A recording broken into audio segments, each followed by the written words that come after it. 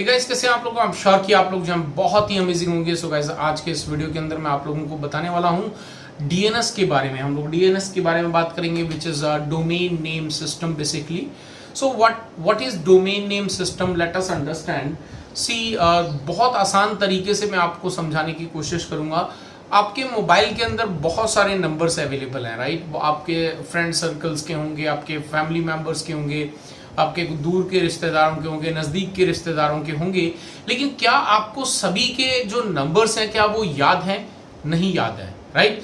तो हम लोग क्या करते हैं कि उन नंबर्स को ना याद कर कर हम लोग बहुत आसानी से अपने फ़ोन की एड्रेस बुक के अंदर जाते हैं। और नाउ यू कैन सी यहाँ पे हमारे पास जो है कॉन्टैक्ट लिस्ट है। तो कॉन्टैक्ट लिस्ट के अंदर हम लोग क्या करते हैं, उसके नाम के हिसाब से हम लोग जो है सेव कर लेते हैं। और जब भी हम किसी को हमें कॉल करना होता है, से फॉर एग्जांपल मुझे राहुल को कॉल करना है, राइट, या से फॉर एग्जांपल मुझे किसी और को कॉल करना है, अजय को कॉल करना है, मनदीप को कॉल करना है, सो मुझे उनके नाम याद है क्योंकि वो मैं आसानी से बीइंग अ ह्यूमन बीइंग मैं बहुत आसानी से वो चीजें याद रख सकता हूँ। सो यही जो है आपका डीएनएस है। बेसिकली डीएनएस भी यही काम करता है। जैसे अभी ये हमारा फोन हमें हेल्प करता है किसी भी के नंबर को रिजॉल्व करने में। हमें पता नहीं है उसका नंबर क्या है, लेकिन हमें उसका नाम याद है, तो हम लोग नाम को सर्च करते हैं और तुरंत हमें उसका नंबर पता चल जाता है। और जब हम उस पर डायल करते हैं तो हमारी बात भी हो जाती है। सेम वे जो आपके विंडोज है, जो आपके अगर किसी वेबसाइट के ऊपर आपको जाना है, किसी वेबसाइट को ओपन करना है, तो वहां पर हमें एक ऐसा सर्वर की रिक्वायरमेंट, एक ऐसे एप्लीकेशन की रिक्वायरमेंट है, एक ऐसी लोकेशन, एक डिवाइस की जरूरत है जो हमारे जो हम नाम आसानी से याद रख सकते हैं। जैसे google.com हो गया, yahoo.com हो गया, nirankarinfotech.com हो गया। तो ये कुछ ऐसे नाम है जो हम आसानी से याद रख सकते हैं। तो हमें इनका आईपी एड्रेस याद नहीं रख सकते, राइट। तो इसीलिए ये जो डीएनएस है, जो कि डोमेन नेम सर्वर है, तो जब भी हमारे सिस्टम से रिक्वेस्ट जाती है उस किसी भी वेबसाइट के लिए, से फॉर एग्जांपल आपके सिस्टम का ब्राउजर आपने ओपन करा, आपने यहाँ पे लिखा google.com, तो google.com करते से ही आपको जो है यहाँ पे सीधी रिक्वेस्ट जो है वो जाती है आपके डीएनएस के पास में। तो डीएनएस जो है वो उसको रिजॉल्व करता है कि ये जो नाम है वो किस आईपी एड्रेस के साथ में मैप है। अभी मैं आपको प्रैक्टिकल दिखाता हूँ ये कैसे क्या काम करता है। तो चलिए इससे पहले जो है हम लोग कुछ चीजें समझ लेते हैं। So basically DNS is a domain name server, right. So domain name server, तो पर्पस क्या है डीएनएस का, उसको अभी जो मैंने वैसे तो एक्सप्लेन कर दिया, बट फिर भी एक बार चेक कर लेते हैं। DNS is used to resolve human readable names like google.com to IP address. अब google.com का आईपी एड्रेस एक अलग है, लेकिन हम जो है यहाँ पे आसानी से इस चीज को डालकर उसका आईपी एड्रेस तक हम पहुंच सकते हैं, जहां पे इसका पूरा जो डेटाबेस है वो होस्टेड है। फिर आपका नेक्स्ट आता है machines such as PC don't use names, right. So they use only IP addresses, right. वो IPv4 हो सकता है, IPv6 हो सकता है। तो जितने भी हमारे कंप्यूटर्स हैं वो बिल्कुल नहीं समझते कि नाम क्या है, वो हमारे लिए बनाया गया है। लेकिन यहां पर बिहाइंड द सीन जब भी हम कोई नाम एंटर करते हैं तो वो आईपी के साथ में रिजॉल्व इसीलिए करवाया जाता है, इसीलिए डीएनएस का इस्तेमाल किया जाता है ताकि हमारे कंप्यूटर जो है उस चीज को समझ पाए।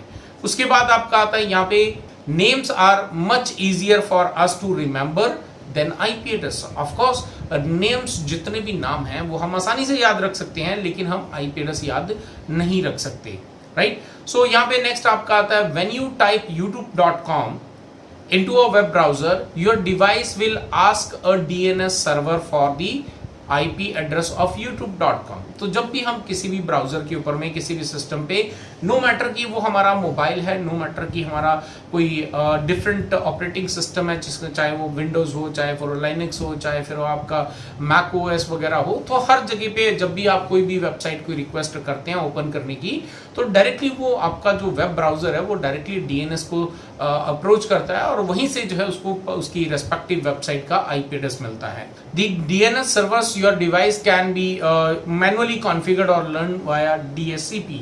सो बेसिकली जब भी हम अपने डीएनएस की बात करते हैं, तो अभी हमारे पास जो है, अगर कुछ समय पहले की बात करें तो डेफिनेटली हमारे पास जो डीएनएस सर्वर जो है वो हर सिस्टम के अंदर होता था। क्यों? क्योंकि हमारे हर सिस्टम के अंदर, अभी मैं आपको आगे प्रैक्टिकल दिखाता हूं, आपके पास एक होस्ट फाइल होती है जिसके पूरा लिस्ट से मेंटेन किया जाता था और उसी से ही नेम जो है वो रिजॉल्व होता था, IP2 नेम रिजॉल्व किया जाता था। मैं प्रैक्टिकल दिखाऊंगा। लेकिन जैसे जैसे वेबसाइट्स बढ़ती चली गई और इतनी ज्यादा हो गई, तब आपका जो हर कंप्यूटर के अंदर जो एक फाइल है उसको मैनुअली अपडेट कर पाना एक बहुत ही डिफिकल्ट टास्क हो गया। तो फिर ऐसी सिचुएशन में आने के बाद ये ध्यान में लगाया गया कि कुछ ऐसा सेंट्रलाइज्ड जो एप्लीकेशन है वो डिजाइन करी जाए, जहां से जितने भी यूजर्स हैं वो अपने डिवाइस को अपडेट ना करके वो डायरेक्टली उनकी रिक्वेस्ट वहां तक आए और फिर वो जो आपका अपडेशन है वो आपका होता रहे।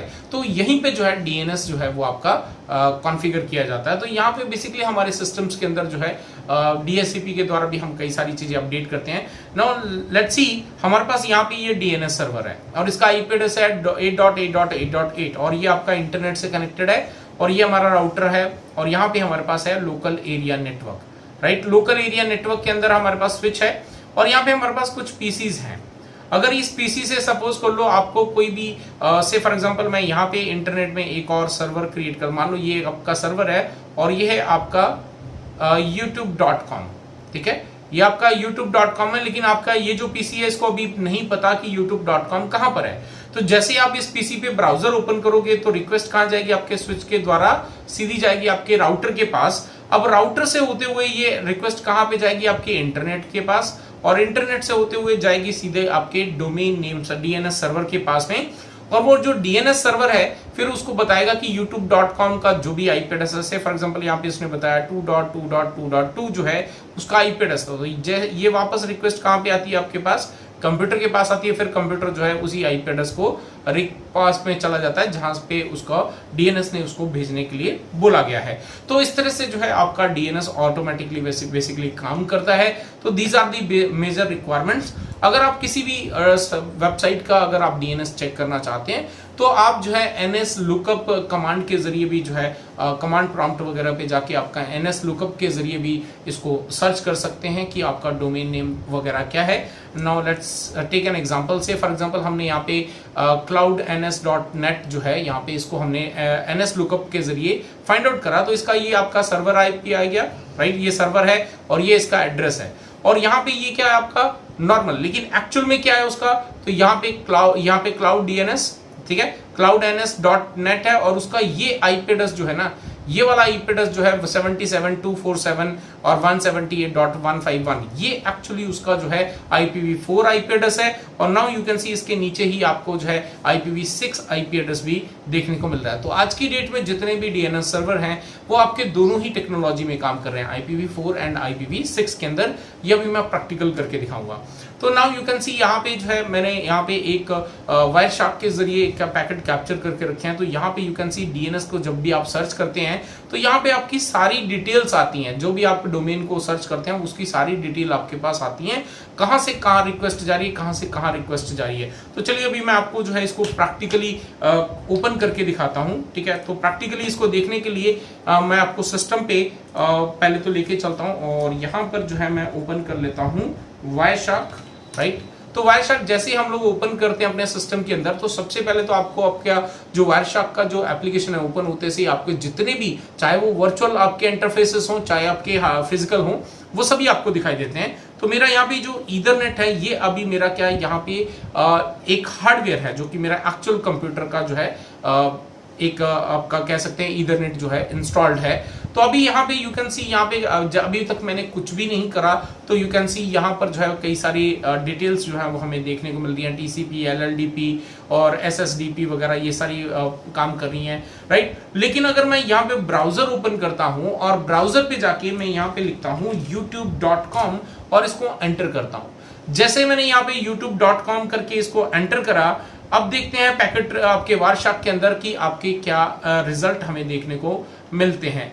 तो यहाँ पर जो है मैं ऊपर में सर्च कर लेता हूँ DNS, राइट, DNS करके इसको सर्च करते हैं। नाउ यू कैन सी यहाँ पे DNS आए और यहाँ पे कई सारे DNS जो है वो आपके आए। तो यहाँ पे यू कैन सी ये सारे के सारे आपके DNS के जरिए काम किया है, राइट। तो यहाँ पर youtube.com, तो ये कहाँ से गई, ये जो मेरे कंप्यूटर का IP एड्रेस है और DNS मेरे इस सिस्टम में डला हुआ 8.8.8.8।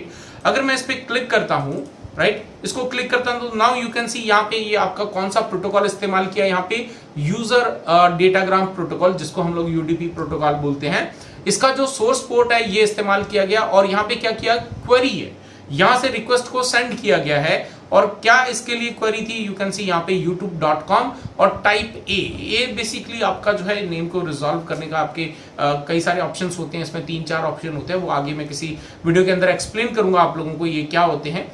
तो यहाँ पे टाइप ए को फाइंड आउट करने के लिए हमने रिक्वेस्ट सेंड करी है, क्वेरी करी है, और वहां से अगर आपके पास रिप्लाई आता है तो वो कैसे आता है। तो अब यहाँ पर यू कैन सी आपके पास youtube.com का ये रिप्लाई है। नाउ यू कैन सी यहाँ पे रेस्पॉन्ड लिखा हुआ है, और यहाँ पर अगर इसके आंसर पे हम लोग चलें तो आंसर पे यू कैन सी यहाँ पर आंसर में आपके पास कई सारे आईपी एड्रेस जो हैं वो यहाँ पर आए हैं। तो जो भी आपका नियरेस्ट होगा वो डेफिनेटली यहाँ पे आपका जो है फैच हो जाएगा। तो यू कैन सी youtube.com को हमने जब किया तो यू कैन सी यहाँ पे ए नेम जो है रिजॉल्व किया गया यहाँ पे, और ये इसका C name, type C name भी होता है। सी नेम भी आपका एक टर्मिनोलॉजी इस्तेमाल किया जाता है, जैसे ए है आपका सी नेम हो गया। फिर अभी यहाँ पे IPv6 भी चलता है, तो IPv6 के अंदर आपके पास 4 टाइम जो है ए भी आता है। यहाँ पे आई थिंक वो भी होगा IPv6 का, अगर कहीं पे रिक्वेस्ट गई होगी तो इसमें नहीं है। चलो फिर मैं किसी दूसरी वीडियो में आपको IPv6 के ऊपर में काम करेंगे तो उसको भी आपको मैं दिखाऊंगा यहाँ पे। तो इस तरह से जो है पूरा का पूरा सिस्टम जो है वो आपका काम करता है। बट यहाँ पे जो हमारे पास राउटर्स हैं, राइट, हमारे पास जो राउटर्स हैं उनके ऊपर जरूरी नहीं कि हम जो है ये कॉन्फ़िगर करें अपने DNS को, उसके ऊपर कॉन्फ़िगर करने की रिक्वायरमेंट नहीं होती है। लेकिन अगर आप कॉन्फ़िगर करना चाहते हैं तो आप कॉन्फ़िगर भी कर सकते हैं। तो अभी जो है मैं आपको आपके लोकल कंप्यूटर के अंदर जो है जो पहले DNS के तौर पे जो है इस्तेमाल की जाती थी वो फाइल आपको दिखाता हूँ। सो आपको यहाँ पे लिखना है नोटपैड को आपको रन एज एडमिनिस्ट्रेटर पे क्लिक करना है। तो यहाँ पे जाके आप फाइल में जाके इसको ओपन करेंगे तो आपका यहाँ पे विंडोज, जो भी आपका विंडोज है, फिर सिस्टम 32 है, फिर ड्राइवर्स है, उसके अंदर ETC फोल्डर होता है। ETC फोल्डर के अंदर आप जाएंगे और वहां जाकर अगर आप यहाँ पे ऑल फाइल्स पे क्लिक करेंगे तो यू कैन सी यहाँ पे होस्ट नेम जो है आपको लिखा हुआ मिलेगा। इसको अगर आप ओपन करते हैं तो यू कैन सी यहाँ पर जो है वो सारी डिटेल्स आपको देखने को मिलती हैं। Let's take an example. अभी मैं यहाँ पे CMD ओपन करता हूँ जो कि मेरा कमांड प्रॉम्प्ट है। अब अगर मैं यहाँ से पिंग करता हूँ jeet.com, राइट, jeet.com मैंने यहाँ पे पिंग करा तो ये एक्चुअल में कोई वेबसाइट अवेलेबल है। लेट्स टेक जीत JIT कर देते हैं और साथ में TGM भी कर देते हैं, ठीक है, .com करके। अब अगर मैं सर्च करता हूं तो now you can see pinging request could not find the host. तो यहाँ पे जो होस्ट ये वाला नहीं मिला गया, और check the name and try again लिखा है। लेकिन अगर मैं यही चीज जो है अपने यहाँ पर एक रिजॉल्व कर दूं इसको, से फॉर एग्जांपल मैं यहाँ पे एक IP एड्रेस डाल देता हूँ 172.16.11.250 कर देते हैं, और इसके सामने मैं यहाँ पे डाल देता हूँ jeetTGM.com। ये मैंने यहाँ पे डोमेन नेम के हिसाब से जो है मैंने सेव कर दिया, और इसको एक बार सेव कर लेते हैं। अब अगर मैं यहाँ से पिंग करता हूँ सेम चीज को, तो अब नाउ यू कैन सी अब आपके पास यहाँ पे क्या हुआ, एक डिफरेंट IP एड्रेस आया। और IP एड्रेस कौन सा यहाँ पे दिखा रहा है, ये जो IP एड्रेस अभी हमने होस्ट फाइल के अंदर ऐड किया है वही IP एड्रेस हमें यहाँ पर देखने को मिल रहा है। सो ये आपकी ब्यूटी है इस DNS की, जो कि आपके लोकल फाइल्स के अंदर भी होती है। रिक्वेस्ट टाइम आउट आ रहा है, उसकी कई सारे अदर रीजंस होते हैं, उसको कैसे काम किया जाता है वो कभी फिर किसी दूसरे वीडियो में करेंगे। बिकॉज आज की डेट में ये जो सिस्टम है वो आपका एक्चुअल में काम प्रॉपरली नहीं करता है, इसलिए हम इसको जो है इग्नोर करते हैं। आज हमारा जो टेक्नोलॉजी है बहुत एडवांस हो चुकी है। तो लेट्स सी कि आप जो है विदाउट राउटर पे, जरूरी नहीं आपको कॉन्फ़िगर करना। तो what I will do is मैं यहाँ पर राउटर भी ले लेता हूँ एक, राइट, ये मैंने एक राउटर ले लिया है, और यहाँ पे मैं एक स्विच ले लेता हूँ, ठीक है, एक स्विच भी ले लेते हैं। और यहाँ पर मैं 2 कंप्यूटर्स ले लेता हूँ, ये मैंने 2 कंप्यूटर्स ले लिए। और यहीं पर जो है मैं एक और स्विच ले लेता हूँ, ये मैंने एक और स्विच ले लिया। और यहाँ पर जो है मैं एक सर्वर ये ले लिया, एक सर्वर ये ले लिया, और एक सर्वर ये ले लिया। तो बेसिकली मैं पूरा DNS का सिस्टम आपको बता रहा हूं कि आपको रिक्वायरमेंट नहीं है कि आप राउटर पे कॉन्फ़िगर करें। विदाउट कॉन्फ़िगरेशन भी आप जो है ये आपके राउटर जो है वो उसको एज अ डेटा, जैसे नॉर्मल बाकी डेटा ट्रांसमिट करते हैं वैसे ही इसका डेटा को भी ट्रांसमिट कर सकते हैं। तो चलिए हम जो है यहाँ पे 3 तरह का एक टोपोलॉजी बनाई है। तो ये जो हमारा सर्वर रहेगा इसको हम बना देते हैं, ये हमारा जो है DNS सर्वर रहेगा, ठीक है। अगर आप लोग विंडोज के साथ में काम करते हैं तो आपको डेफिनेटली वहां पे डीएनएस MCSA वगैरह में पढ़ाया जाता है। तो ये हमारा डीएनएस सर्वर है और ये जो वेबसाइट, ये जो सर्वर है, इसको हम बना लेते हैं abc.com और इसको हम लोग बना देते हैं से फॉर एग्जांपल xyz.com और इनका आईपी एड्रेस भी मैं यहाँ पे लिख देता हूं। तो आईपी एड्रेस जो है हमारा यहाँ पे है 192.168.10.1, ठीक है, /24। XYZ को देते हैं 10.2/24 और जो हमारा DNS है इसको हम एक आईपी एड्रेस दे देते हैं। यहाँ पे से फॉर एग्जांपल हमने DNS को दे दिया 192.168.10.3/24 कर देते हैं और इस राउटर के एंटर की गेटवे के ऊपर में हम यहाँ पे कॉन्फ़िगर कर देते हैं 10.4/24 और यहाँ पे जो लोकल एरिया नेटवर्क रहेगा वहाँ पे हम लोग क्लास बी का आईपी एड्रेस लेते हैं 172.16.0.0/24 का और यहाँ पे इस कंप्यूटर पे हम दे देते हैं यहाँ पे 0. फॉर एग्जांपल 2/16 और यहाँ पे हम दे देंगे 0/3/16 ये आईपी एड्रेस कॉन्फ़िगर कर दें और 1 हम यहाँ पे कॉन्फ़िगर कर देंगे। चलिए इसको कॉन्फ़िगर करके देख लेते हैं। तो पहले मैं यहाँ पे राउटर को कॉन्फ़िगर ना करके पहले मैं क्या करता हूँ, यहाँ पर जो आपका डीएनएस है इसको हम एक मैनुअल आईपी एड्रेस कॉन्फ़िगर कर देते हैं स्टैटिकली, बिकॉज जितने भी आपके सर्वर्स होते हैं उनके ऊपर में मैनुअली आईपी एड्रेस ही कॉन्फ़िगर किया रहता है। तो यहाँ पे गेटवे जो है वो आपका यहाँ पे 10.4 रहेगा। तो 10.4 हमने गेटवे डिफाइन कर दिया। अब डीएनएस, तो डीएनएस इसका खुद ही है ये डीएनएस। तो यहाँ पे 10.3 को हम लोग यहाँ पे एंट्री कर देते हैं, ये हमने कर दिया। अब इसकी सर्विसेज में जाएंगे, यहाँ पर आपको देखिए यहाँ पे बहुत सारी सर्विसेज होती हैं जिसमें हमने जो है डीएनएस के तौर पे इसको यूज करना है।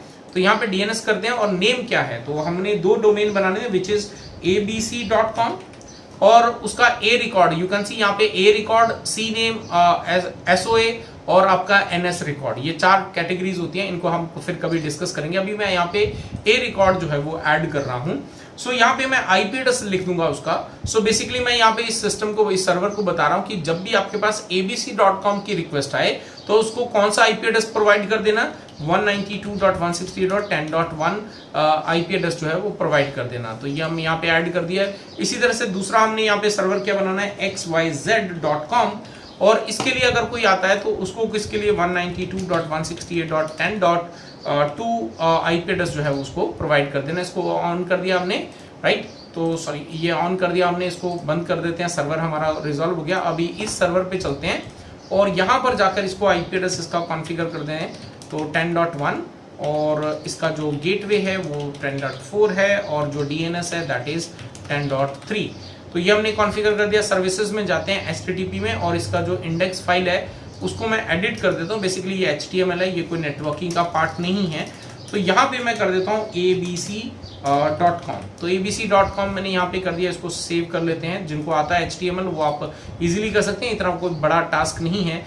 सेकंड आपके सर्वर पे चलते हैं 192.168.10.2 और इसका जो गेटवे है दैट इज 10.4 और आपका जो डीएनएस है दैट इज 192.168.10.3 आपका डीएनएस है, ये हमने कर दिया। सर्विसेज में चलते हैं, इस पे भी हम लोग जो है HTTP पे जाते हैं और इसके जो फाइल है HTML की उसको हम एडिट कर देते हैं और यहाँ पे हम लोग लिख देते हैं xyz.com और इसका जो कलर है ना वो ब्लू से हम इसको कर देते हैं रेड कलर और इसका साइज भी मैं थोड़ा सा बढ़ा देता हूँ। तो ये मैंने बढ़ा दिया, 4 कर दिया और इसको सेव कर देते हैं। तो हमने ये सर्वर्स तो कर दिए। अब हम इस राउटर के ऊपर में जो आईपी एड्रेस की रिक्वायरमेंट है वो भी यहाँ पे फुलफिल कर लेते हैं। तो हम यहाँ पे नो कर लेते हैं, एनेबल करते हैं। Let's go into global configuration, interface F0/0 IP address 192.168.10.4 255.255.255.0 no shutdown कर देते हैं। सेकेंड इंटरफेस हमारे पास है यहाँ पे F0/1 आईपी एड्रेस 192.160 सॉरी यहाँ पे क्लास बी का आईपी एड्रेस है 172.16.0.1 ये हमने आईपी एड्रेस देना 255.255.0.0 ये हमने यहाँ पे कर दिया और इसको भी हम नो शटडाउन कर देते हैं। दैट्स ऑल, क्योंकि ये दो राउटर जो है वो दोनों साइड पे कनेक्टेड है। अब इस कंप्यूटर पे भी आईपी एड्रेस कॉन्फ़िगर करना है हमने और यहाँ पे चलते हैं आईपी एड्रेस मैनुअली कॉन्फ़िगर कर देते हैं 172.16.0.2 करना है यहाँ पे और यहाँ पे जो गेटवे रहेगा वो आपका इसी का खुद का सेल्फ गेटवे रहेगा 0.1 और डीएनएस हमने वही डालना है जो वहाँ पे डीएनएस हमने दिया है 10.3 का, ये हमने डाल दिया। दूसरे कंप्यूटर पे भी चलते हैं और यहाँ से भी जाकर हम जो है इस आईपी एड्रेस को कॉन्फ़िगर करते हैं 172.16.0.3 और इसका जो गेटवे है दैट इज 16.0.1 और डीएनएस 192.168.10.3 वही आपका डीएनएस रहेगा। तो हमने यहाँ पे कर दिया। अब यहाँ पर जो है कंप्यूटर पे चलते हैं और एक बार यहाँ से पहले तो जो आपका डीएनएस है उसको पिंग करके देखते हैं कि आपका जो डेटा है वहां तक जा रहा है कि नहीं जा रहा है। 192.168.10.3 को पिंग करते हैं तो लेट्स सी कि आपका जो डेटा है वहां तक पहुंच पा रहा है या नहीं पहुंच पा रहा है। तो अगर आपका पहुंच पाएगा तो डेफिनेटली यू कैन सी आपके पास रिप्लाई आने लग गया है, तो विच मीन्स आपका जो डीएनएस तक जो रीचेबिलिटी है इस कंप्यूटर की वो हो गई है। अब वेब ब्राउजर पे चलते हैं और वेब ब्राउजर पे जाके अब मैं यहाँ पर 192.168.10.1 करके अगर एंटर करता हूं तो यू कैन सी यहाँ पे abc.com आया है और ये हमने क्या करा डायरेक्टली आईपी एड्रेस के साथ में किया। लेकिन अगर मैं इसकी जगह पे यहाँ पे abc.com करता हूं तो ये जो अभी पहले आईपी एड्रेस के साथ में हमने रिक्वेस्ट भेजी वो कहाँ पे गई, डायरेक्टली सर्वर के पास गई, abc.com के पास गई। लेकिन अब अगर मैं abc.com करके एंटर करता हूं तो ये रिक्वेस्ट आपकी जो पहले कहाँ पे गई, डीएनएस के पास, डीएनएस ने फिर उसको वो abc.com के पास भेजा। नाउ अभी हम जो है यहाँ पे xyz.com करके देखते हैं कि आपका जो डोमेन नेम है काम करता है कि नहीं। यू कैन सी यहाँ पे xyz.com आ चुका है, तो यानी कि आपका जो डीएनएस है वो आपका काम कर रहा है। सो गाइज आई होप कि आप लोगों को समझ में आया हो कि आपको जो है राउटर को जरूरी नहीं है कि आपको कॉन्फ़िगर करना है उसके ऊपर में कि किस तरह से जो है हम उसको कॉन्फ़िगर करना जरूरी है या नहीं है। तो अगर आपके पास राउटर के ऊपर में आप डीएनएस उसको कॉन्फ़िगर एज अ डीएनएस नहीं भी करते हो तब भी जो है ये आपका इजीली काम कर जाएगा, है ना। लेकिन अगर आप जो है अपने राउटर को डीएनएस में कन्वर्ट करना चाहते हैं तो डेफिनेटली उसके लिए फिर आपको कोर्स जो है CCNA का उसको ज्वाइन करना पड़ेगा। उसके अंदर आपको ये वीडियो जो है नेक्स्ट जो वीडियो होगी उसकी इस सेशन के बाद की, उसके अंदर जो है आपको इसका राउटर के ऊपर में डीएनएस कैसे कॉन्फ़िगर किया जाता है वो आपको सिखाया जाएगा। सो गाइज आई होप कि आप लोगों को वीडियो जो है अच्छी लगी। अगर अच्छी लगी तो लाइक करें, शेयर करें और जिन्होंने अभी तक चैनल को सब्सक्राइब नहीं किया उनसे रिक्वेस्ट करता हूँ चैनल को सब्सक्राइब कर दें और साथ ही साथ बेल का आइकन दबा दें ताकि आने वाली वीडियो की नोटिफिकेशन जो है आपको मिल पाए। फिर मिलते हैं एक और नए वीडियो के साथ। Till then stay safe, good bye.